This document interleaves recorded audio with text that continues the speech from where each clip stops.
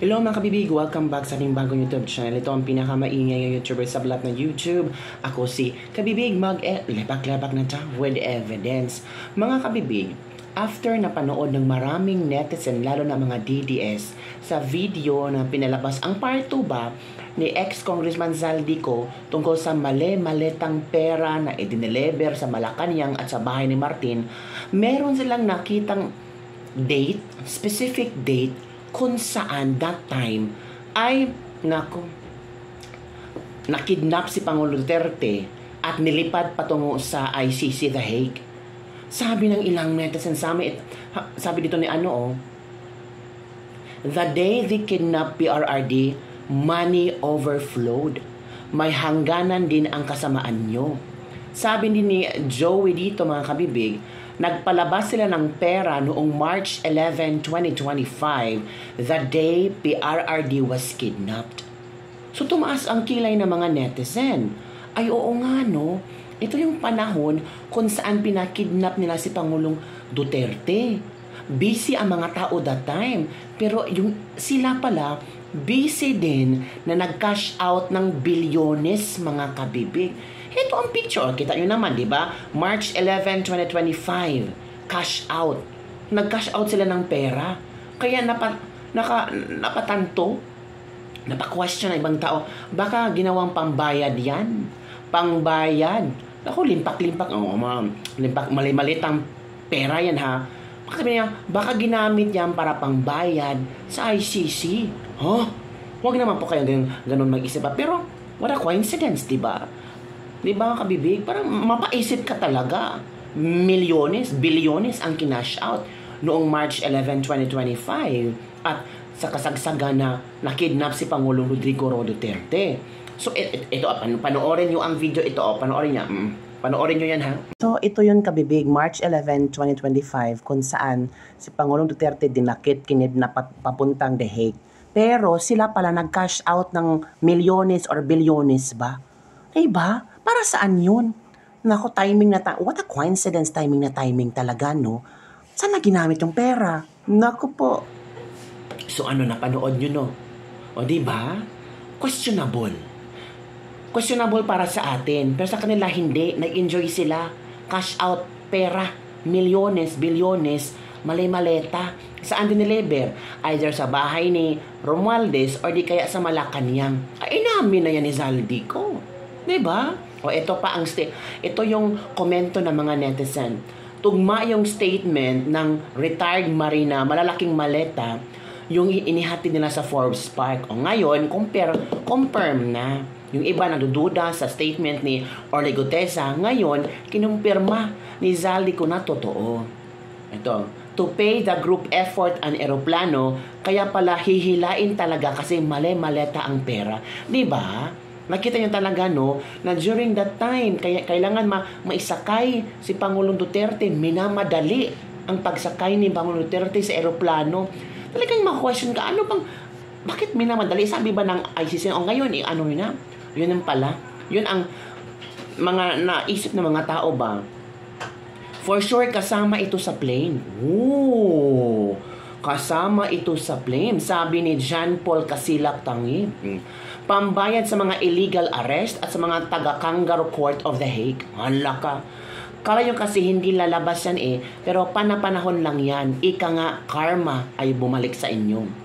Busy ang lahat nakatutok kay PRRD, may dalang pasalubong papuntang ICC, mali-malitang pera. Yan ang sinasabi ko na sana ilabas yan sa part 3 ni Zaldico. Wala posible yan kabibig na si BBM ang nag-utos at nag-sponsor para mapapunta sa The Hague sa dati hanggang kabanaan may posible yan kabibiga kasi may part 3 ang video ni Zaldico. So posibleng ito yung the next na pwedeng lantad ni Zaldico. Sabi na nga si Bangang nagpapasulo sa ICC, ginagawa negosyo na lang ang nalang pagkinap kay PRRD. Hala ka mga kabig. Yun, ito yung mga reaction ng mga netizen. Ayaw kong maniwala na tumanggap si Mayor Maan Teodoro na kung maan noong panahon yan kasi nauna pa siyang pumamaki sa Kimbo. Mga kabibig, ito yung mga komento ng mga netizen ba Ito yan ang araw noon na kininap si PRRD, nag-cash out pala sila.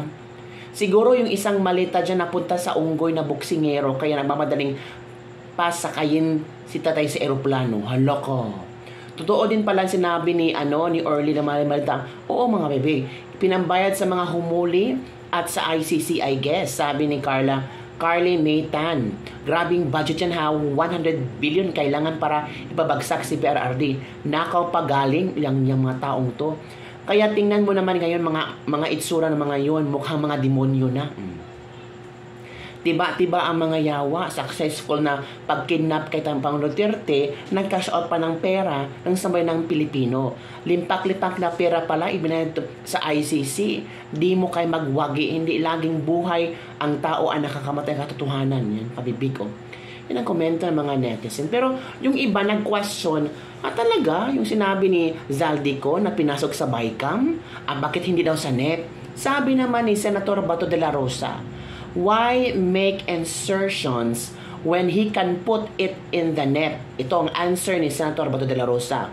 NEP or NEP goes through scrutiny by both houses while BICAM does not. Oh. Decisions are made by 4 people under the baton of the President. Yan pala. That's why it is called insertion. The insert during BICAM.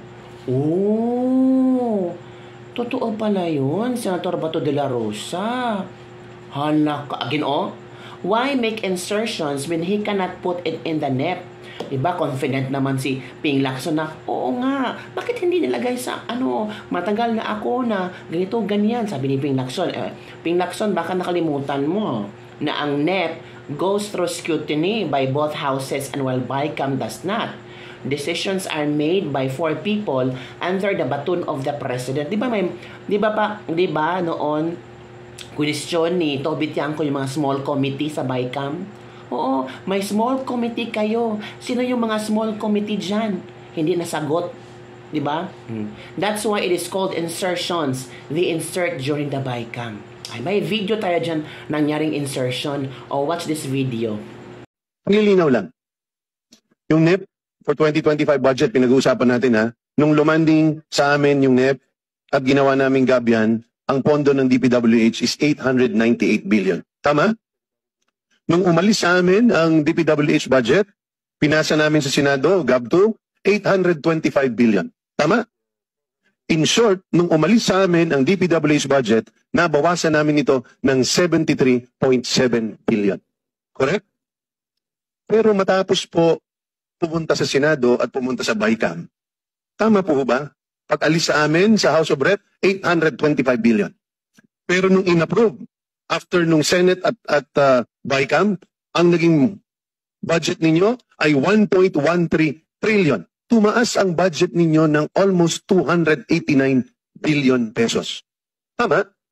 Nangyari yan sa BICAM. That's on the record. That's on the record. Hindi naman natin may pagkakaila eh. So, ang malinaw dito, ang insertions o paglobo o pagsingit nangyari sa BICAM. Nung tumawag si Sekmina, pangandaman sa akin, nung nag-umpisa ang BICAM process last year, 2024. Ang sabi niya, katatapos lang ng meeting nila ni Pangulo at may instructions na mag-insert or magpasok ng 100 billion worth of projects sa BICAM. Right after our conversation, tinawagan ko po si dating Speaker Martin Romualdez at nireport ko ang instructions ng Presidente to insert the 100 billion projects.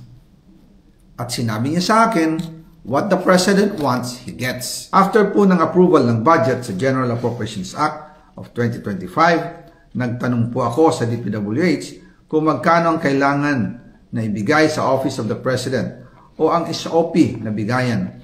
Ang sinagot sa akin ay 25%. Ang ibig sabihin nito, 25% ng 100 billion ang SOP na kailangan ibigay kay BBM mismo.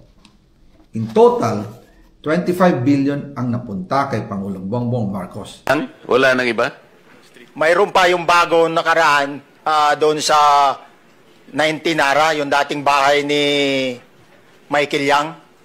Sa pagkakatanda mo, mayroon pang ibang lugar na kung saan nagde-deliver kayo? Sa Aguado, dyan sa Malacanang. Aguado? At sinabi niya sa akin, what the President wants, he gets. After ng ilang araw, nag-set po ng meeting si Sekmina Pangandaman at Yusek Adrian Bersamin sa amin ni dating Speaker Martin Romualdez sa Aguado Building in front of Gate 4 ng Malacanang at nandun din po si Yusek Jojo Cadiz. Yun na nga, kabibig, yun ang explanation ng Senator Bato. Mas maniwala ako kay Senator Bato de la Rosa kasi alam naman niya. Hindi nga sila pumirma sa BICAM. It's a common sense, sabi na Isang Nedesem. Why would you insert an NEP when it will be blamed directly to you if you can insert it to BICAM where you can point it to them when things go sour? Tama. Na-explain mo na sa Senator Bato de la Rosa, ngayon maliwanag na sa amin kumpara kay Lacson na hindi namin naiintindihan ang kanyang reaksyon. Ala. Now you know, Senator Lacson, mali pala yung explanation mo. Ala ka. Ito, why would a president put 100 billion in BICAM instead of NEP? Number 1, para hindi ma-scrutinize ng matagal. Number 2, mas madali i-negotiate with lawmakers. BICAM is where the final deals happen, projects, realignments, and compromises. If the president wants to reward allies or secure support, BICAM is the strategic place dahil mabilis ang approval, may co-pro-co sa ang legislators, hindi halata sa publiko ang changes kumpara sa NEP nga talagang mas scrutinized to. To avoid early controversies, a big item like 100 billion in the NEP attracts media attention, opposition criticism, and sectoral questioning. Pero sa BICAM, tapos na ang public hearings, kaya mas quiet an insertion. And I think alam ito ng mga kongresista. Alam ito ng mga politiko. Kaya yung ibang politiko baka tumatawa lang tahimik ngayon sa reasoning ni na Claire Castro, ni na Lacson na bakit hindi nilagay ni BBM kung gusto talaga ng insertion sa NEP? Bakit sa BICAM pa? Diba? So mga tao nalaman na nila, yun pala. Sa NEP kasi pwede mas-scrutinize, public hearings kasi to. Pero pag BICAM, sikretong insertions. Because the president can push it through political allies. Kung strong ang influence niya in House leadership, Senate leadership, BICAM conferences, then BICAM becomes the fastest path to add a massive amount without resistance. Ayun pala. Ayun pala mangyari. Bicameral means Senate and Congress, right? Sabi ni Marlon Lacal.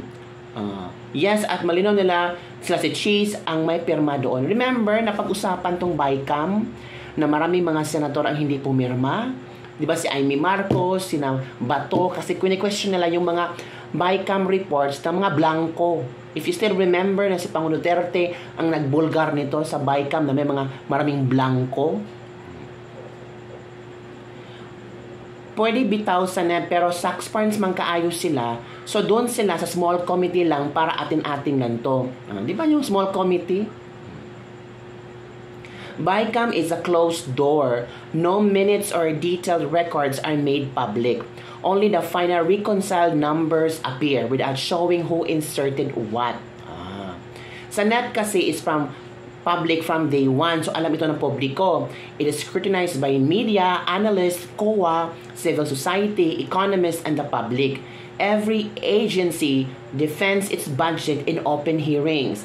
Any questionable allocation gets exposed early. Yun na. Yun na kabibig. Depende sa inyo kung saan kayo maniniwala. Basta ang sinabi ni Senator Bato de la Rosa sa BICAM, doon ang sikretong insertions. Kaya nga, tinanong to Bichanko, sino-sino yung mga small committee? Diba? So yun lang ka po mga kabibig ang ating Lislipag-Libag for the day. Don't forget to like, subscribe, and share this video. Do you believe sa mga pasabog ni Zaldico? At ano kaya ang laman sa kanyang part 3? Di ba? May tapos na ang part 1. Ang part 1, sinabi na kung sino ang nag-mastermind at nag-insertion sa mga budget. Ang part 2, yung kinonfirm niya ang sinasabi ni Orly Gutesa na totoong may mga malitang pera na dineliver sa Forbes Park at sa Malacanang. At hinahamon pa niya si Ombudsman Remulla na kung ano ang gagawin mo, di ba? Part 3 kaya, ano ang laman kaya, no? Exciting to kabibig. So, maghintay tayo kung kailan ito palalabas ni Zaldico. Sabi ng iba, huwag kang maniwala kay Zaldico kasi hindi yan nag-oath, walang notarized. Ay, hindi. Kayo nang bahala. Kayo nang bahala pag ito magtimbang-timbang, timbangin natin. Kasi si Zaldico, wala na siya magagawa. Ilaglagan na to. Kasi nilaglag na ako eh. Ang pangit na ng istoryang buhay ko. Pati mga anak ko, inayawan na ako. So, bahala na to. Kung alam naman nila na may kasalanan ng Zaldico, so bahala. Laglagan na to. Hindi na ako pwedeng makulong. Lahat tayo makukulong. Ayun lang kapitid. Bye everyone. See you next time.